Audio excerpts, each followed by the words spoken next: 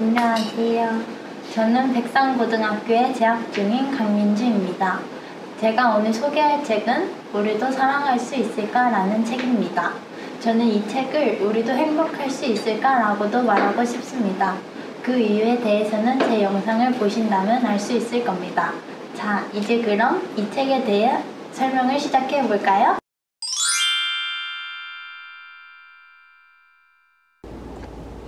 이 책은 행복한 인생을 살아가려면 어떻게 해야 할까? 행복 사회의 비결은 무엇일까? 오원호 작가는 이 질문을 스스로에게 던졌습니다. 그 답을 찾기 위해서 4년 동안 800회가 넘는 강연을 했고 10만 명의 독자들을 만났습니다. 그리고 그들과 함께 꿈틀거리며 찾아낸 행복한 사회의 비밀을 한 권의 책으로 엮어냈습니다. 그 책이 바로 제가 소개할 행복한 인생, 행복한 사회를 실천하는 사람들의 이야기를 담은 우리도 사랑할 수 있을까? 라는 책입니다. 우선 이 책의 줄거리에 대해 말씀드리겠습니다. 이 책의 저자인 오원호 작가는 행복한 나라 1위인 덴마크로 여행을 떠납니다. 행복의 원천을 찾기 위해서죠. 여행을 하고 온 뒤 덴마크의 행복 원천을 알게 되고 우리나라와 비교를 합니다. 지금 잘하지 않아도 괜찮아라는 정신이 덴마크에서는 기본적으로 자리 잡고 있습니다. 그렇기에 잘하지 못해도 하고 싶은 의지만 있다면 도전할 수 있고 실천할 수 있습니다. 이와 반대로 우리나라는 무조건 잘해야 한다라는 생각이 자리 잡고 있습니다. 그렇기에 잘하더라도 더 잘해야 한다는 부담감과 불안감이 학생들을 행복하지 못하도록 방해합니다. 어린 시절 순수하게 뛰놀던 우리의 모습은 어디에서도 찾아볼 수 없습니다. 반면 덴마크에서는 어린 시절의 웃음을 고등학교에서도 느낄 수 있습니다. 여러분, 이 사진은 어디서 봤을 바라본 풍경이라고 생각하시나요? 주택가인가요? 어린이집이라고 생각하시나요? 네, 이곳은 놀라우시겠지만 감옥에서 본 바깥 풍경입니다. 우리나라의 창이 높게 위치하여 새창살도 있는 감옥의 이미지와는 정반대라 감옥이라고 상상하지는 못했을 거라고 생각합니다. 이 감옥은 덴마크의 열린 감옥이라는 공간입니다.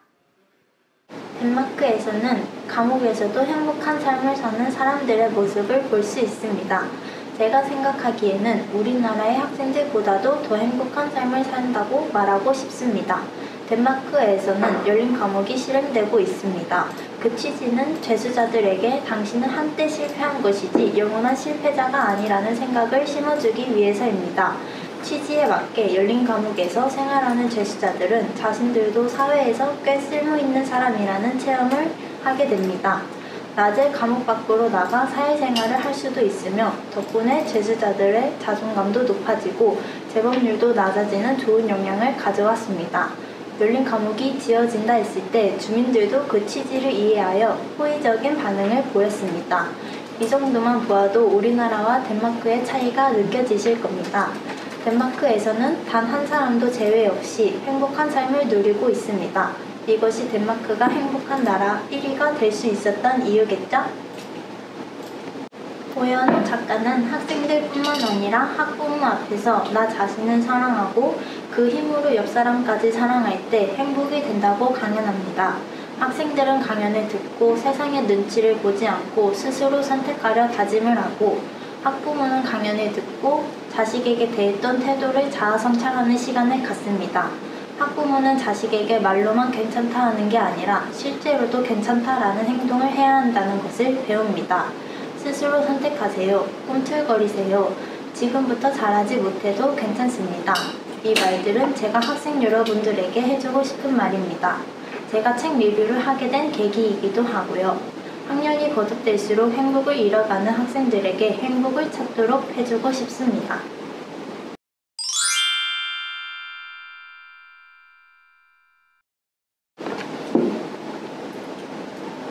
저는 솔직하게 말해서 지금 행복하지 않습니다.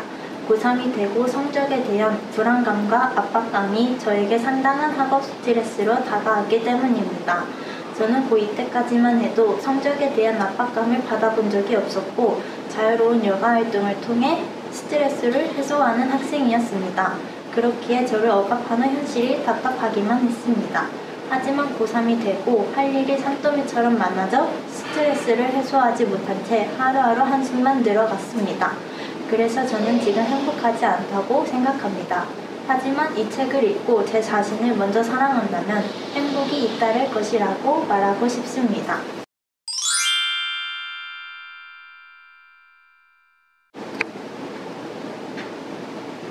저도 덴마크의 취지를 이해하지만 마냥 덴마크 사람들과 같이 긍정적인 반응만은 보이지 못할 것 같습니다.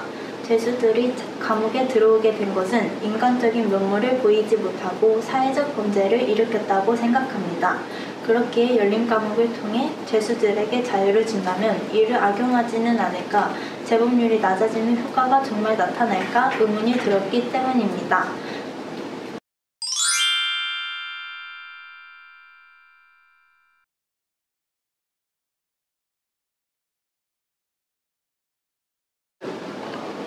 저는 이 책을 잘해야 한다라는 부담감에 둘러싸인 학생들뿐만 아니라 부모로서 자식에게 위로를 어떻게 해줘야 할지, 부모로서 자신의 모습을 되돌아보고 싶은 부모에게 이 책을 추천하고 싶습니다.